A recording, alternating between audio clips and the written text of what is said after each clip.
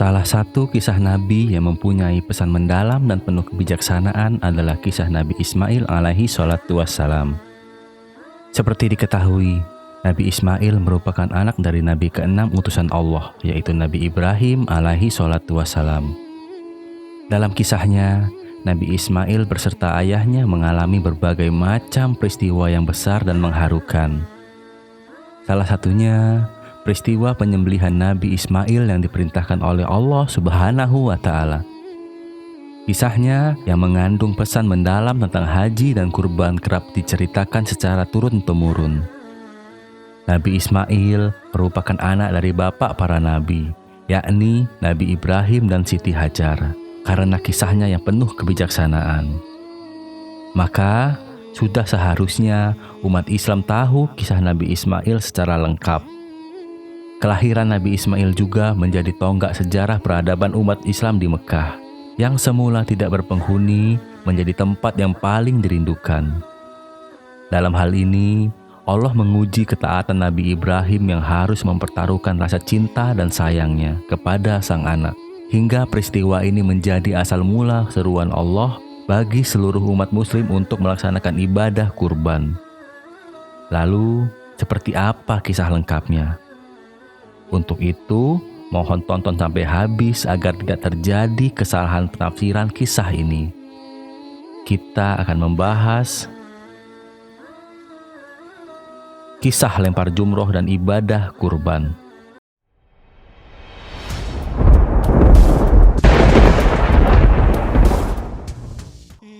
Sebelum membahas kisah lengkapnya, alangkah baiknya jika sahabat Asyidik Channel suka dengan video ini, jangan lupa tekan tombol like dan subscribe-nya. Dan jika video ini bermanfaat, jangan lupa bagikan ke sahabat-sahabat kita yang lain.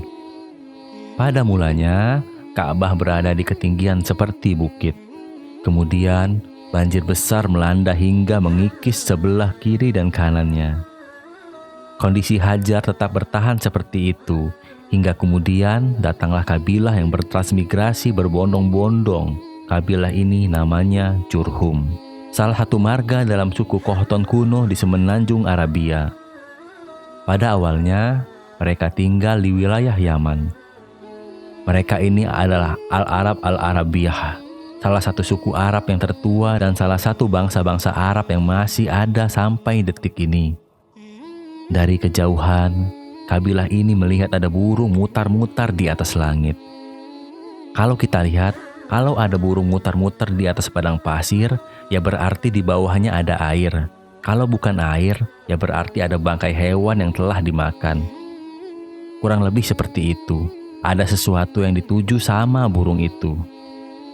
Akhirnya, 2 orang dari kabilah ini menuju ke sana untuk mengecek ada apa di sana. Lalu, 2 orang itu kembali dengan cepat untuk memberitahu kelompoknya. Setelah dicek ternyata ada mata air. Air yang tidak berhenti keluar yang dijaga sama ibu-ibu sama anak bayi. Setelah itu, mereka bersama-sama mendatangi sumber air itu. Saat itu, Siti Hajar sedang duduk di dekat sumber air. Datanglah kabilah ini ke situ. Mereka meminta izin kepada Hajar mau minta minum. Mereka berkata, "Kami dari kabilah Jurhum. Kami haus. Boleh tidak kami minum air ini?" Lihatlah teman-teman, akhlaknya orang Arab. Sebelum minum, mereka minta izin dulu. Padahal mereka sedang lapar, kehausan, antara hidup sama mati. Tapi akhlaknya baik, tetap minta izin. Kemudian diizinkan sama Siti Hajar, "Silahkan kalian minum. Tapi kalian tidak berhak memiliki air ini." Dan mereka pun setuju. Dan tinggallah kabilah Jurhum di situ bersama Hajar dan Ismail. Keluarga mereka pun dipanggil untuk tinggal di sana. Sehingga mereka kemudian membangun tempat untuk bermukim. Dikatakan oleh Ibnu Abbas radhiyallahu an, kedatangan kabilah Jurhum ini membuat Siti Hajar senang. Karena ia tidak berdua lagi dengan Ismail. Mereka tidak kesepian lagi. Ada orang yang bisa diajak ngomong, bisa bercekrama sama orang-orang. Dan mereka pun tinggal bersama dengan rukun. Bahkan Ismail mulai belajar bahasa Arab dari kabilah Jurhum. Maka Ismail tumbuh besar di sana dan menjadi anak yang pintar, berakhlak mulia seperti yang diajarkan oleh ibunya. Hari demi hari berlalu, Ismail pun mulai tumbuh menjadi anak yang dewasa. Saat inilah ia akan bertemu dengan ayahnya Nabi Ibrahim alaihi sholatu wassalam. Dikatakan bahwa Nabi Ibrahim itu kalau mau pergi-pergi, kesana kemari, dakwah atau mau pergi kemana-mana naik buruk. Sama Allah dikasih buruk biar cepat jalannya. Kita tahu buruk yang sama Rasulullah digunakan untuk apa? Ya, untuk Isra Mi'raj, peranakan antara kuda sama keledai di tengah-tengahnya. Sama Allah dikasih kecepatan seperti sekejap mata, kedipan mata langsung nyampai. Ketika Nabi Ibrahim datang untuk menemui anaknya, Ismail sudah mulai besar, kira-kira umurnya 7-8 tahun. Kalau diperhatikan, lagi lucu-lucunya, lagi nurut-nurutnya, lagi senang-senangnya. Kemudian Nabi Ibrahim menjalani hari demi hari bersama anaknya yang tercinta, Ismail. Lalu pada suatu hari, Nabi Ibrahim bermimpi bahwa ia menyembelih putranya Ismail. Setelah ia bangun, ia menyadari bahwa mimpinya itu merupakan petunjuk dari Allah Subhanahu wa Ta'ala. Nabi Ibrahim alaihi sholatu wassalam ngomong sama anaknya Ismail saat anaknya sudah bisa jalan, lagi lucu-lucunya di umur yang paling menyenangkan hati. Kemudian Nabi Ibrahim mendatangi anaknya Ismail, lalu menyampaikan mimpinya yang dialaminya. Nabi Ibrahim berkata, "Wahai anakku, sesungguhnya aku melihat di dalam mimpiku bahwa aku menyembelihmu. Maka pikirkanlah apa pendapatmu." Sahabat Asyidik Channel yang insya Allah dimuliakan Allah Subhanahu wa Ta'ala.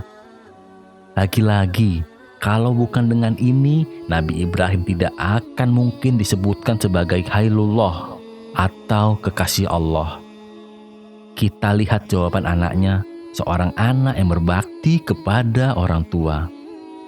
Kita lihat jawaban anaknya, persis seperti apa yang dikatakan Nabi Ibrahim kepada bapaknya dulu, Azar. Bapaknya mau sejahat apapun kepada Nabi Ibrahim, mau sekafir apapun bapaknya, tapi tetap Nabi Ibrahim itu halus sama bapaknya. Ini terulang, katanya orang Arab, sebagaimana engkau berbuat, engkau akan dibalas seperti itu. Nabi Ibrahim berbuat baik sama orang tuanya. Meskipun orang tuanya kasar kepada dirinya, ia tetap halus sama orang tuanya. Ismail menjawab, "Wahai ayahku," persis seperti yang dikatakan Nabi Ibrahim kepada bapaknya Azar. "Ya abati, ya abati, ya abati, ya abati." 4 kali diucapkan sama anaknya. "Kerjakanlah apa yang diperintahkan kepadamu. Insya Allah kamu akan mendapatiku termasuk orang-orang yang sabar." Coba kita bayangkan teman-teman, gimana perasaan Nabi Ibrahim. Beliau sudah lama mendambakan seorang anak. Kemudian punya anak, baru sebentar bersama anaknya, tiba-tiba sama Allah disuruh sembelih anaknya. Gimana teman-teman?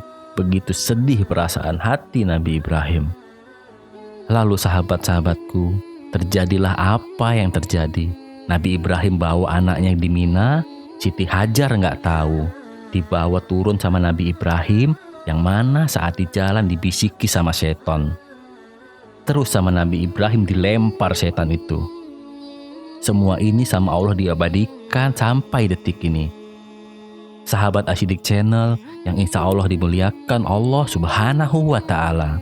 Sama kayak Nabi Ibrahim sembelih anaknya diperintahkan sama Allah, lempar jumroh. Sama Nabi Ibrahim, lempar setan yang bisiki, menggoda. Sekarang kita juga ikut lempar jumroh. Subhanallah, diabadikan oleh Allah Subhanahu wa Ta'ala, kita disuruh lempar jumroh. Kemudian dibawa anaknya dengan berat hati tapi dengan ketaatan. Allah tahu isinya Nabi Ibrahim. Allah tahu isinya Nabi Ismail, tahu anaknya ridho, bapaknya juga taat sama Allah. Itu yang diinginkan oleh Allah Subhanahu wa Ta'ala. Setelah sampai di Mina, kemudian Nabi Ibrahim mengikat kain di atas matanya. Untuk apa teman-teman? Agar ia tidak dapat melihat raut wajah anaknya yang bisa buatnya terharu. Anaknya sudah dinaikkan di atas tumpukan kayu, mau disembelih sama Nabi Ibrahim. Karena Allah sudah tahu Nabi Ibrahim mau benar-benar sembelih anaknya, mengikuti perintah Allah. Setelah itu, Nabi Ibrahim mendengar seruan Allah Subhanahu wa Ta'ala.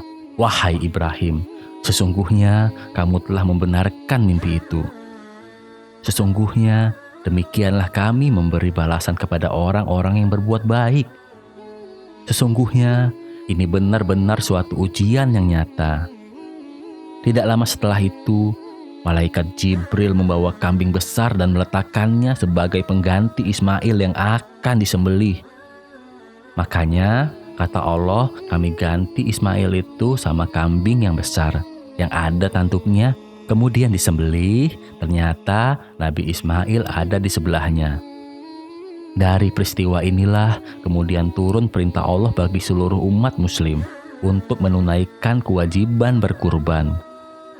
Perintah Allah Subhanahu wa Ta'ala agar Nabi Ibrahim alaihi salatu wassalam mengorbankan anaknya adalah simbol mengorbankan apa yang paling dicintai untuk Tuhan.